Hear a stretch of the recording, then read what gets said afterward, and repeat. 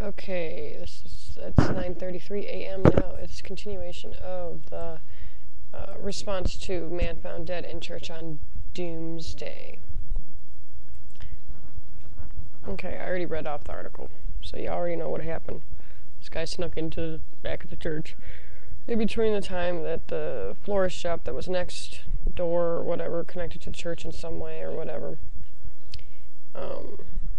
Right around the time that before they opened and mass started, or somewhere between before the florist shop, something like the whole time of the mass. I don't know. I have bad reading comprehension, so I'm trying to picture it in my head. He snuck in there somehow, and by the end of mass, he was hanging there by the rafters, or off the rafters, on the rafters. I don't fucking know. All I know is he killed himself because of doomsday, and that's the point. Okay? That's the point of the article, not all the little details. I had poor reading comprehension, always had. Teachers could not understand why I loved to write so much and I loved to write and I loved to read so much when I couldn't comprehend the shit that I was reading. I just told them, look, if it holds my interest, I comprehend it. I'll just have to read it a couple, 2, 3, 4, or 5, sometimes up to 10 times. I used to read the book A Wrinkle in Time by Madeleine L'Engle once every year. It was like a tradition, a personal tradition of mine when I had the book. Now I don't have it anymore, sadly. But I'd read that book once every year because I always found something in that book that I had missed. Always. It was a nice way of reminding myself that, hey, always hold the books that you grew up with close to your heart because they help shape you into the person that you are today. Anyway, that being said, I did the whole little mama mode thing, and the first one of this morning, the one where, about the mother harming her children, and there was other links, there's links to the other two articles, the one in the Daily Nation that said, man found dead in a church, and then there was the other one where it was kind of a spoof article. They were interviewing these kids whose parents believe in the doomsday, but the kids don't. They're either adult children, or their children's in their teens, and their parents are like, oh, you don't believe? Well, you ain't going. You're my child. I gave birth to you. I gave you life. I sustained you. I fed you. I clothed you. I sheltered you. And I love you, but oh well. I'm selling everything that we own. Since you don't believe anyway, I'm gonna spend your college money to travel all around the country, spreading this message of rapture and doomsday and doom and gloom and oh my god. So your college fund's gone. All this other shit. That's what gets snarky Nettie or Snarkette pissed off at parents who believe in that fucking shit. Okay, it's one thing to be led astray by an old man that's obviously got delusions of grandeur, but it's another thing for a parent to get sucked into that shit and then punish their children for not believing what they believe. That pisses me off, okay? Because you gotta understand, parents, psycho fucking parents that did this shit to their children. You gotta understand something. Your children may be minors, may be under the age of 18 or legal age wherever you are living in the world, but they are still human beings and they still have their own thoughts and feelings, and you must respect that. They are tiny individuals with their own thought processes. Once they're born out of your body, that's it. They're no longer a part of you. Get over it. You were blessed with those children or child, some people just have one kid. But you're blessed with a gift. When you bring a child into this world, you're blessed with that gift. But that gift comes with a job. And that job has to be taken seriously. Now, there's times where I take my job as a parent seriously. But a lot of times it gets really fucking rough. Okay? Nobody said it would be easy. Nobody said that it would be, an apple pie cakewalk. Apple pie cake. Sounds good, but sounds weird. Anyway, I digress. My point is this: don't punish your children just because they don't believe what you believe. My son wants to believe what I believe. I don't know why. I guess he respects me enough and kind of idolizes me, you know, because he is 7. It could be like the Oedipal complex, you know. I don't know. You know, and I told him in a blog, you know, quite a while ago, where I said, you know what? I said, you are entitled to believe what you want to believe, think the way that you want to think, feel the way that you want to feel, say what you want to say. And I'm not going to judge you because it's your own faith journey. He's like, well, Mommy, what do you believe?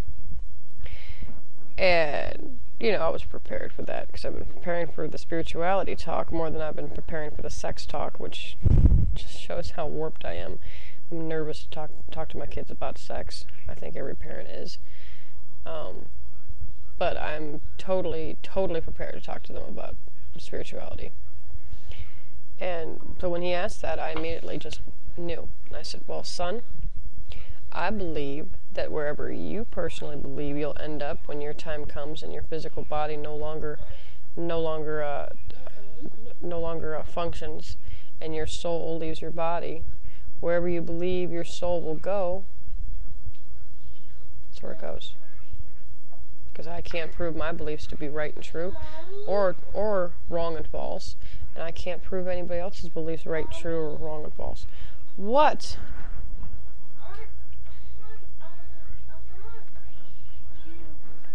You always want me. It is time for you to eat your breakfast. I served you breakfast. You need to go and eat. 1, 2, 3, 4, 5. I give you hugs. I gave you hugs all morning, from the butt crack of dawn all the way to now. Would you please get in there? I love you, dear. What? No. I love you dearly, but you need to understand that, baby. It's time for breakfast.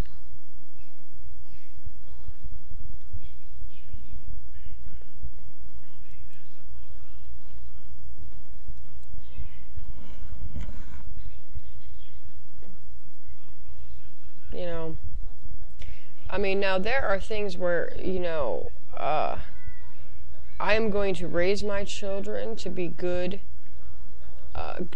people, you know. Do not hit each other. Do not swipe each other's toys. Do not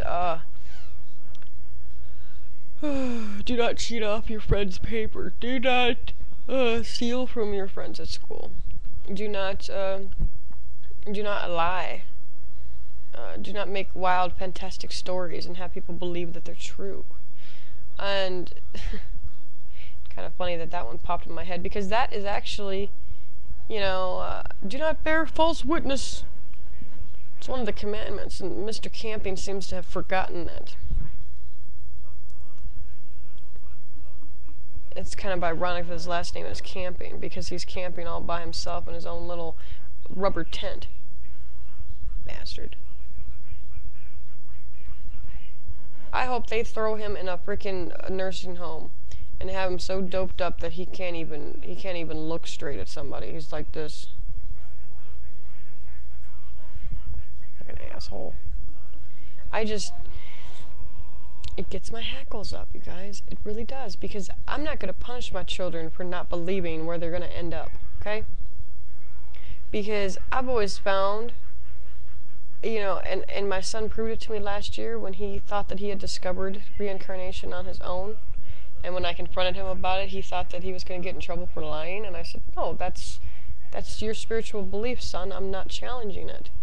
I just want to know where you got it from. He's like, I made it up. I'm like, okay, so you made it up.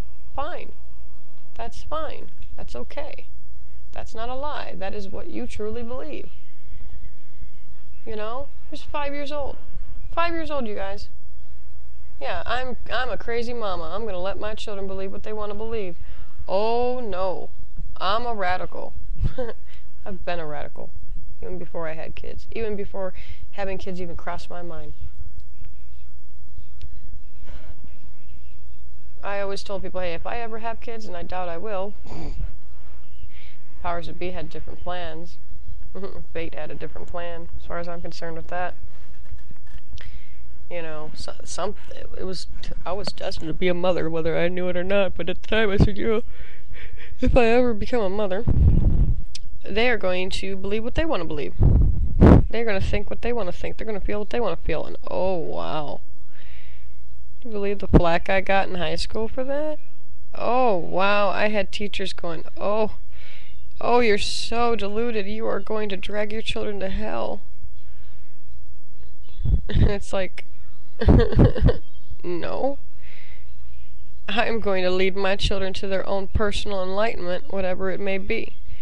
For my son, enlightenment might be a golden ray of sunshine. For my daughter, enlightenment might be a flower.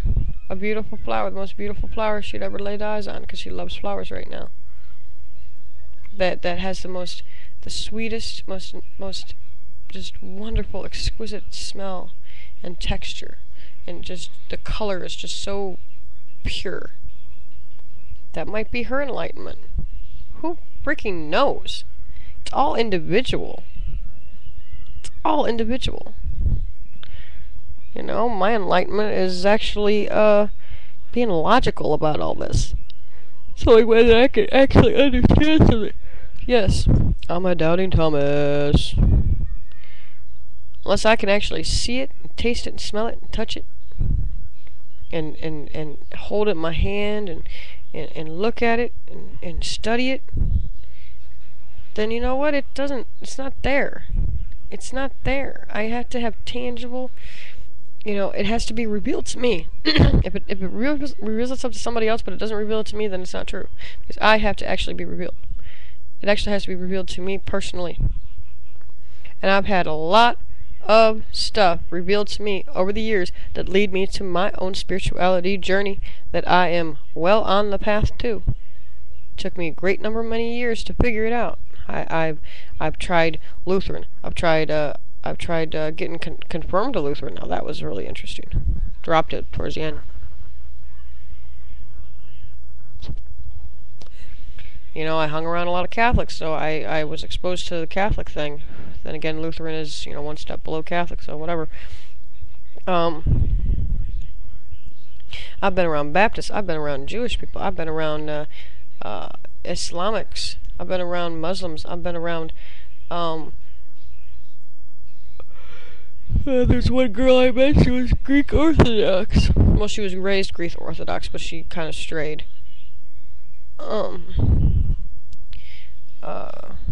I met an Italian Jew once, and she blew my mind.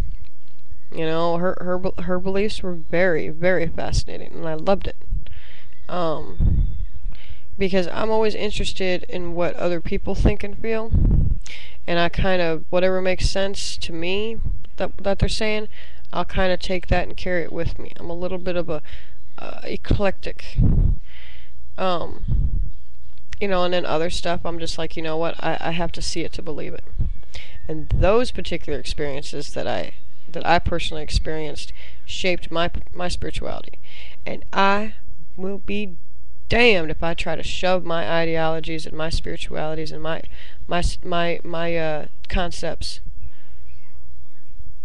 of what I believe down anybody's throat. That's the last thing I want to do to anybody. Because it's been done to me all my life. It ain't gonna happen. I am not perpetuating that nonsense. And this Mr. Camping motherfucker pushed my hot button with that by causing parents to dismiss their children. Breaking another freaking commandment. So I feel really bad for all those kids whose parents pissed away all their freaking savings. Because rapture didn't happen, we're all still here. Wow, Mom. Wow, Dad. You believed all that stuff? And now your kids ain't got no money to go to college, to further their education, to get a good career, and get solid on their own 2 feet, and not sponge off of you anymore? Guess what? I think your kids should stay with you and live with you until you aren't able to take care of yourself, and then they can stick your ass in a nursing home, and that can be your fucking rapture. How do you like that? How do you like that? You think that'd be okay?